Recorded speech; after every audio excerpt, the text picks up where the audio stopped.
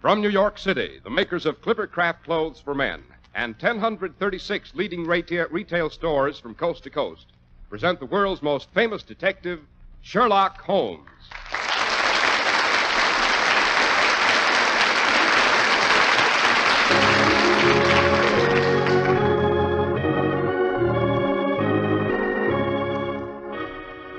This week's adventure, the case of the complicated poisoning at Eel Pie Island.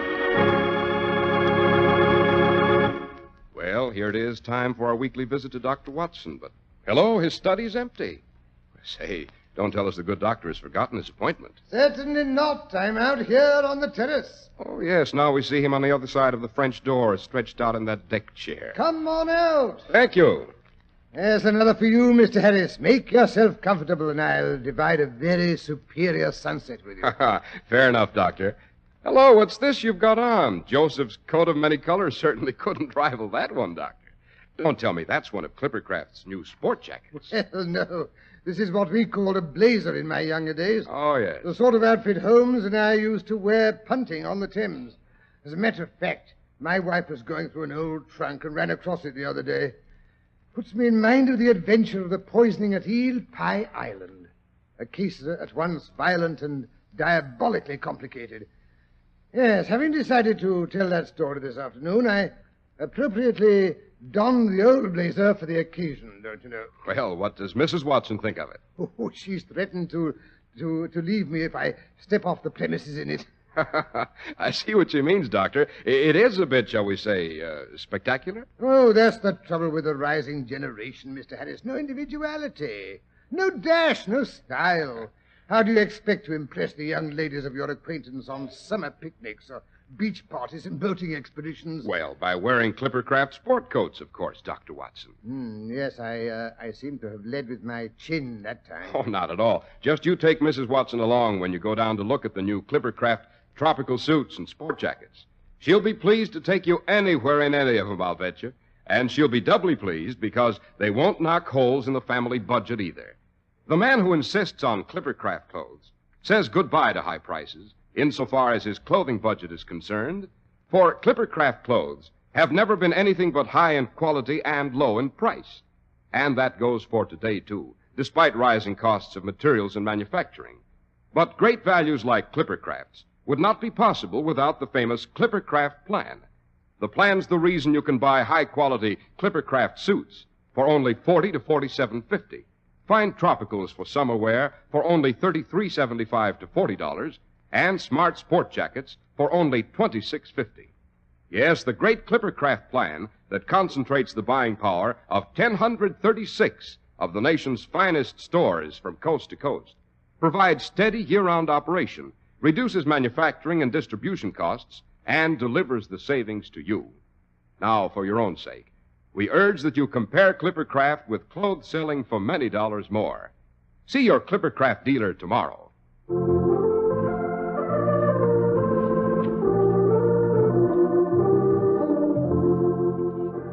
But now, back to the fatal poisoning on Eel Pie Island. The title sounds indigestible to begin with, Dr. Watson. Eel Pie Island. Look, is there really such a place? Oh, the ignorance of the man. If you'd ever been boating on the Thames, you'd know it well. Yes, Eel Pie Island lies in the prettiest stretch of the river between Richmond and Hampton Court. Furthermore, it has a very popular inn which is famous for its ale and its eel pie. Oh, naturally. A cold, refreshing mug of ale after a pull up the river in the hot sun and a delicious slice of cold eel pie. I could certainly go over the first item, Dr. Watson, but I'm not quite so sure about the second. You know, Mr. Harris, that's exactly what Holmes said some 20 or so years ago. It was Sunday afternoon, and Mary was expecting some relatives for tea. Noticing my agonized expression, she handed me this blazer and suggested Holmes and I go for our annual June boating expedition up the Thames. Consequently, 4 o'clock found us in a 4-oared skiff, briskly skimming past Ham House, The Jacobean seat of the Earl of Dysart, back in 1610, of course. Oh, obviously. Yes, we were skimming. Holmes was as fresh as a daisy after a mile's pull up from Richmond. I'm afraid I had begun to melt.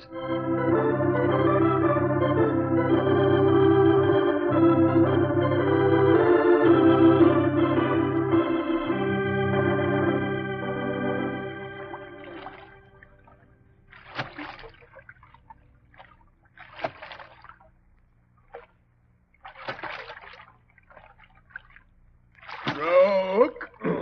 Get your back into it, Watson. Stroke. Stroke. Watson, that's the third time you've missed count. Stroke. Sorry, Holmes. My stomach keeps getting in the way. Huh. That's what comes of being a married man. Meals at regular hours. Nothing to jolt you out of your rut. Oh, I was jolted out of it 4 years when I rejoined during the late war. I enjoy my rut, thank you. I don't wish to be jolted out of it again. You mean you don't ever miss the old Baker Street days? The excitement, the suspense, the danger? I enjoy it all in retrospect. I say, Holmes, that's Eel Pie Island up ahead. What do you say we pull onto those willows for a bit of a breather, eh? I don't need a breather. I wonder if the ale at the inn is as cool as I remember it. Brown, tangy, I can just feel it trickling down my throat. And the eel pie, crust all flaky and tender. I have no interest whatever in eel, Watson. Nasty, slimy fish. Besides, we're in duty bound to demolish the contents of the hamper Mrs. Watson prepared for us with such loving care. From the contents, I suspect she hoped we'd be gone a week. No, Watson, no eel pie. Stroke. Holmes, you unfeeling. However, I do think I could be interested in a mug of ale. Yes? Yes, Watson, they're right. Stroke. Thank God you have some human weaknesses.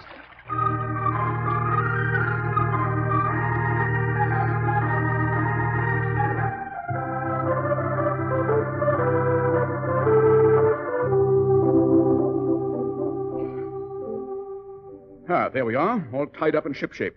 Watson, you unpack the hamper while I go for the ale. Oh, no, don't bother. I'll go. I want to stretch my legs. No, Watson, I'll go. I thought of it first. Oh, so you can have an extra mug while you're waiting. No, you don't. We'll both go for the ale. Come along, then. Oh, careful. You nearly landed in the river. Oh, it's these white trousers. They must have shrunk since last summer. Can't go bounding about like a mountain chamois the way you do. That's a perfect day. What is more charming than the Thames on a Sunday in June? The little boats filled with the flower of the countryside, the dainty parasols, the airy dresses, the lacy petticoats so coquettishly displayed. I thought you were supposed to be a woman-hater. I was admiring the scene quite impersonally, Watson, from the artist's viewpoint. Yes. I have artistic blood in my veins, you know, on my mother's side. Oh, balderdash. Help! Help! I've been poisoned. Holmes, did you hear that? Yes, it's a fat woman in the purple bombazine of the next punt. She's managed to terrify completely the little wispy man who's her escort. Walter, you fool! Get a doctor. You want me to die? I'm a doctor, madam. May I be of assistance? Oh, yes, please. Please help us. My sister thinks she's been poisoned. I know I've been poisoned. It's in my tea. I just made us a nice pot of tea. It was quite all right, Minnie. I drank some too, you know. My cup wasn't all right. It tasted bitter. Then why did you drink it? I didn't. Just a mouthful. Oh, my stomach. The pain in my stomach. My neck felt stiff all day. The pain in my stomach. Here, the diaphragm. It's contracting. I shall want hot water. The tea kettle is still half full. I can light the spirit lamp. We haven't time. Salt. Have you some salt or mustard? We have both. Minnie always brings everything. Good. We shall have to give her a good emetic. Clean out her stomach. An emetic? No, I won't take it. I won't. Minnie, don't. Oh, good Lord. She's having convulsions. Yes, marked Opisthotonos. That grin. That horrible grin. The rhesus sardonicus, Watson. Chronic spasm. I'm afraid we're too late. Oh.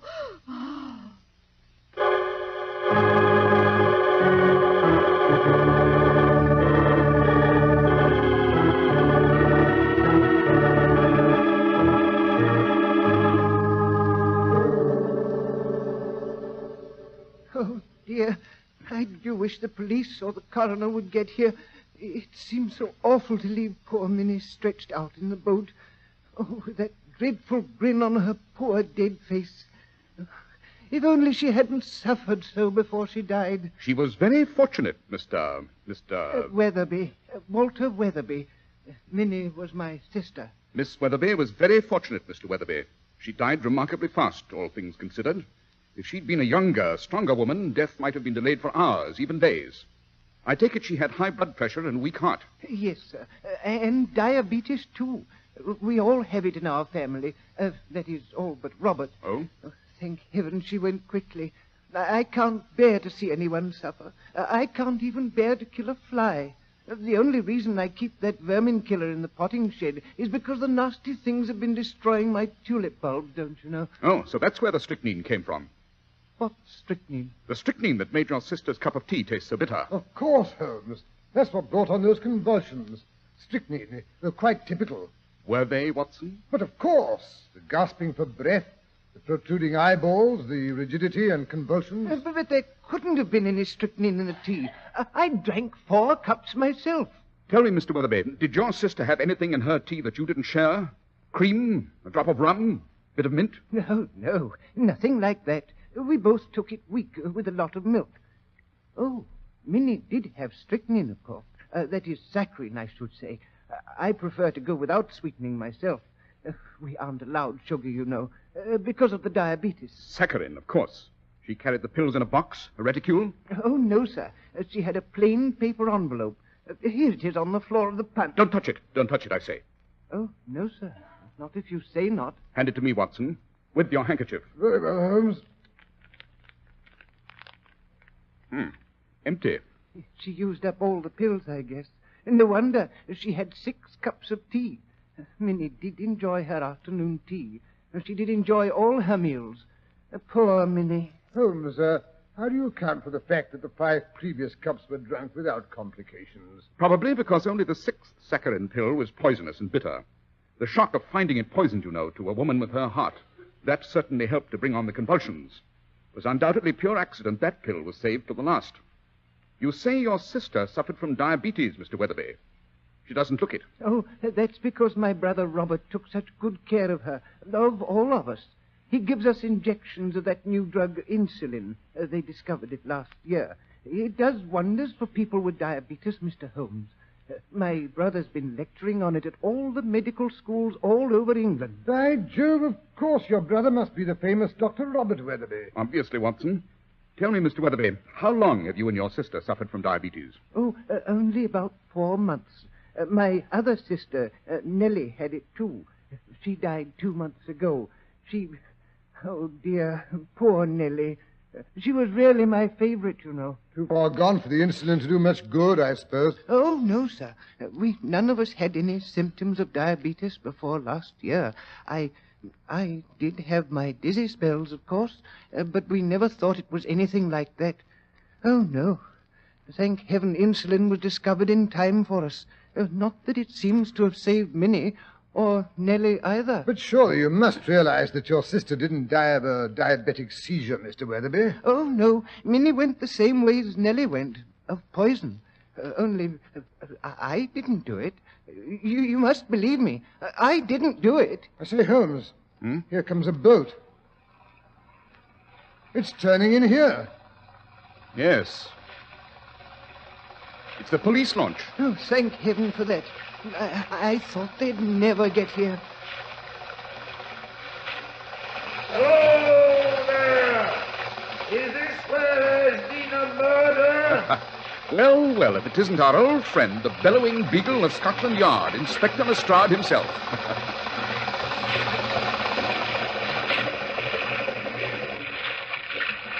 Welcome, Lestrade. Welcome aboard. We have quite a cargo for you to inspect. Hold! How in thunder did you get here? I am a bird of ill omen, Lestrade. I'm attracted to a crime like a vulture to carrion. Oh, Holmes, really? So you admit it is a crime, huh? A murder, Lestrade. A beautifully staged little murder. But look here. I didn't do it. I'm innocent. I wouldn't hurt a fly. Oh, so it's Mr. Walter Weatherby again. And I suppose this is another sister you've done away with so you could inherit her share of the Weatherby mills? No, I didn't do it. I didn't hurt Nellie either. I swear I didn't. I know. You slipped through our fingers the last time. We had our suspicions right enough, but we couldn't prove anything. The jury thought you looked so meek and mild butter wouldn't melt in your mouth, so they brought in a verdict of suicide. And the poison was found in her cough medicine that time. Which poison, Lestrade? Strychnine, Holmes. What else gives people convulsions like the woman just had here, they tell me? This chap's got a pottage shed of vermin killer all full of strychnine. But I've kept it locked up ever since Nellie killed herself. I carry the key with me. Interesting. We don't need any of your fancy deductions this time, Holmes. This time we caught him red-handed. There was no one in the boat but him and his sister. He gave her a cup of tea and it killed her. He gave her 6 cups of tea, Lestrade. Only the last one seems to have contained anything suspicious. There it is on top of the hamper, and still 3/4 full. Oh, really? I'm surprised you didn't empty it out. I never tamper with clues, Lestrade. I merely point them out. It's up to you to draw your own conclusion. Well, don't worry. I've done that already. This Weatherby chap's guilty, and he won't wiggle out of it this time. By the way, Lestrade, what do you make of the wool scarf wrapped around the victim's neck? It's a hot day, but Minnie's wearing a purple scarf. Next, I suppose you'll tell me she wasn't poisoned, she was strangled. Oh, no, I wouldn't. I mean, I'm not strong enough. Minnie was suffering from a stiff neck. It came on this morning. Robert suggested that I take her out on the river to see if the sun would bake it out. Nevertheless, the scarf is significant, Lestrade, and the violent contractions of the diaphragm. Don't forget those. I suggest you have your best surgeon perform the autopsy. We won't need any autopsy if we find strychnine in that teacup. Oh, you'll find strychnine, Lestrade, never fear. What makes you so sure? I tasted it, you know.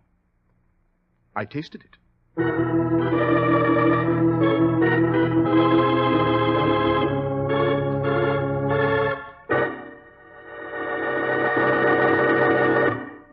Talk things over with any of the millions of men who wear Clippercraft clothes, and you'll soon find out why Clippercraft clothes have won more friends than any other label in America.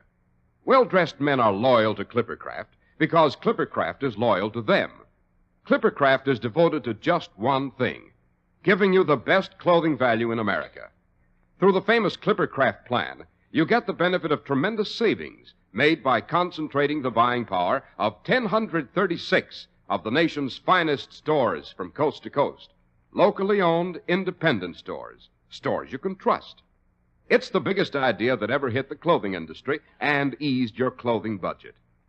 Where else can you get such remarkably fine quality in suits for only $40 and $47.50, in tropicals for only $33.75 to $40, and in sport jackets for $26.50?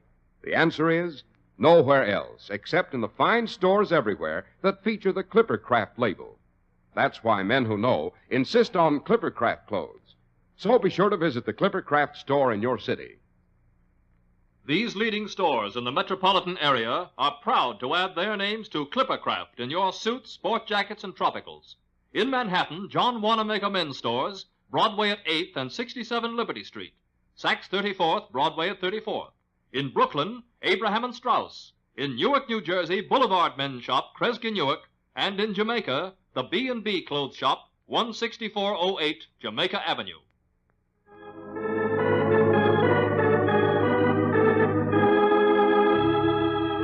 And now back to Sherlock Holmes and Dr. Watson. We find them in the waiting room of the famous Dr. Robert Weatherby. Watson is decidedly ill at ease.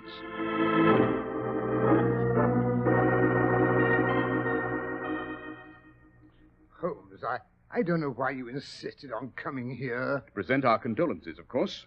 After all, we were in at the death, as you might say. Holmes, really? And to find out more about this new drug. What's it called?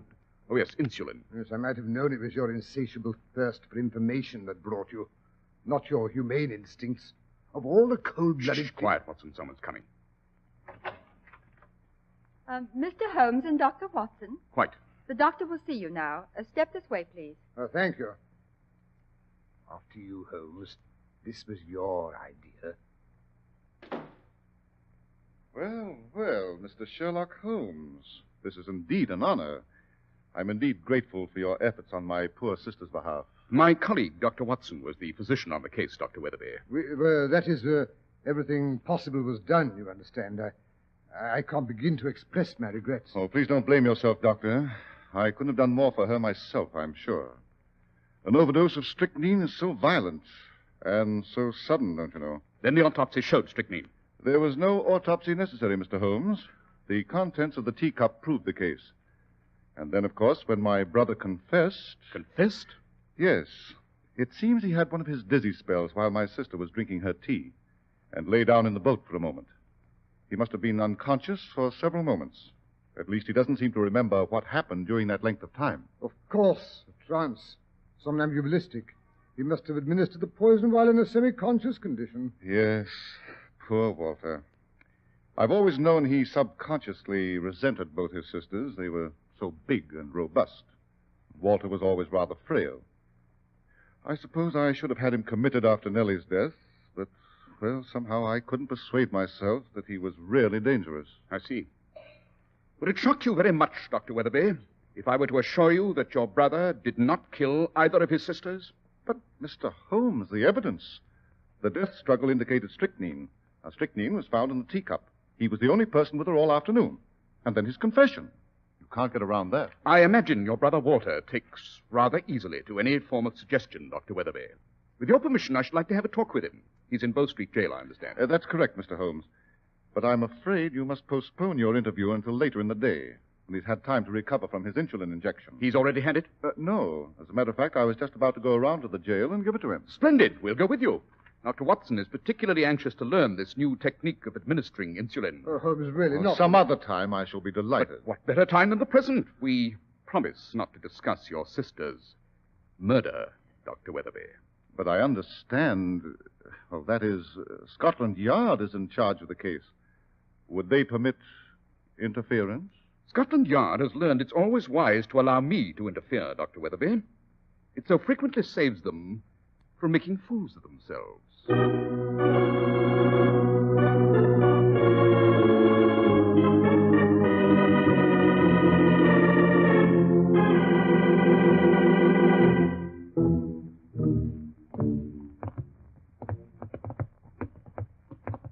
This way, gentlemen, please. He's in here. Wait a moment till I unlock your cell. Step inside, please, gentlemen. Thank you. Well, Walter, we've come to see you. You remember us, Mr. Holmes and Dr. Watson? Oh, Robert, I didn't think you'd ever want to speak to me again. And these kind gentlemen, Robert, they did all that they could, Robert. Oh, it was too horrible the way she died. Easy, old chap, easy. Oh, but how could I? Oh, my mind is all blurry. Everything is all confused. Yes, that's because you haven't had your insulin. That's right, Walter. Now, you just wait till I fix the hypodermic. You'll feel better in no time after your injection. Just sit down, Walter. Roll up your sleeve. Well, quite a little party we're having here this morning.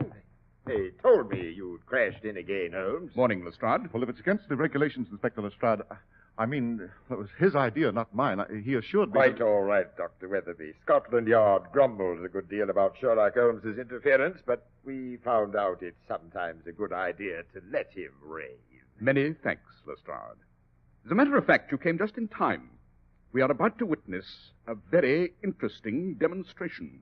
Oh, an injection of insulin isn't as drastic as all that, Mr. Holmes. In a few years, thousands of people will be getting insulin daily, injecting it themselves in all probability. Now, hold out your arm, Walter. Then it's really quite harmless. I mean, even to a person not suffering from diabetes. Oh, yes. It might accelerate the rate of metabolism slightly for a time, but nothing to worry about. Then Nellie's death and Minnie's death couldn't possibly have been caused by the injection you gave each of them the morning of the day in which they died. Good Lord, no. What a fantastic idea. Not so fantastic, Dr. Weatherby. I'm quite convinced that neither Minnie nor your brother here suffer from diabetes. Your sister Nellie I didn't see, unfortunately. My dear Mr. Holmes, without a blood test, how can you possibly tell? I had the eye of the trained diagnostician, Dr. Weatherby.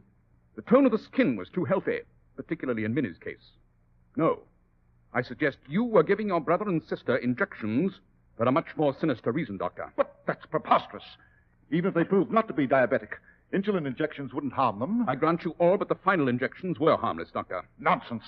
My sister certainly didn't die from any injections I gave them. Death in both cases was later, much later. You're positive those injections were harmless? Positive. You wouldn't care to prove it by giving yourself the injection you've just prepared for your brother. Why, that is, if I do, I won't be able to give him his dose. I only have one with me. As you can see, Walter is near collapse.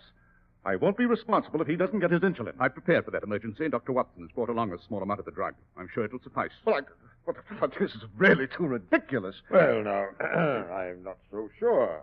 You say it won't hurt you to take that insulin. Go ahead and take it. Why, I know it sounds silly, but I've never had the nerve to give myself an injection. Oh, I'll be happy to oblige. No, Watson, let me. I'm quite good at it. And I don't want any accidents with the contents of that hypodermic. Now then, give it to me.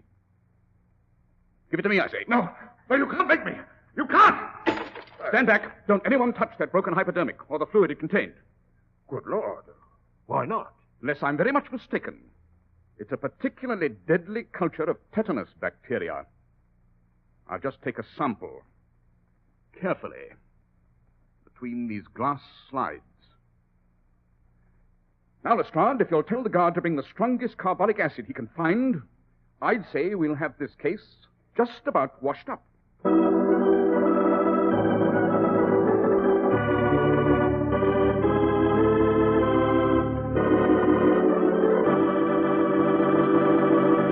A nice fellow that Robert Weatherby turned out to be, eh, Dr. Watson?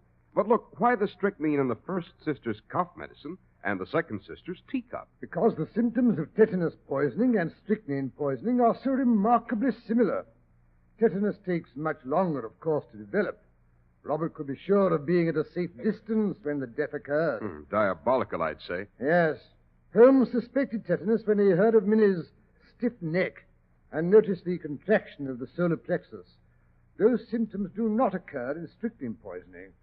Of course, I should have noticed them too, but what with the presence of strychnine in the cup, it's so easy to jump to the wrong conclusions, which is what Robert Weatherby had counted on. But again, why did Dr. Weatherby plant the strychnine? To implicate his brother, who was known to have a quantity in his possession. Nothing like killing off the whole family in one fell swoop. Yes, and he would probably have gotten away with it if Sherlock Holmes hadn't happened along. But now, isn't it about time for that suggestion about next week's story? It certainly is, Dr. Watson. Well, next week, now, let me think. Suppose I tell you about a visit Holmes and I paid to Castle Mortlake, and how I was splattered with blood from a famous silver chandelier that was supposed to bleed whenever a catastrophe occurred in the family. It wasn't ordinary blood, however. Yes, that was an adventure in which Holmes' knowledge of bee culture came in very handy.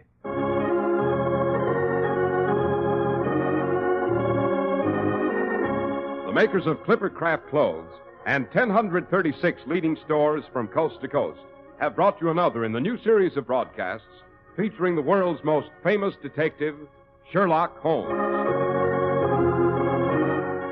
Our stories are based upon the character Sherlock Holmes, created by Sir Arthur Conan Doyle. Sherlock Holmes is played by John Stanley, Dr. Watson by Alfred Shirley, and the dramatizations are by Edith Meiser.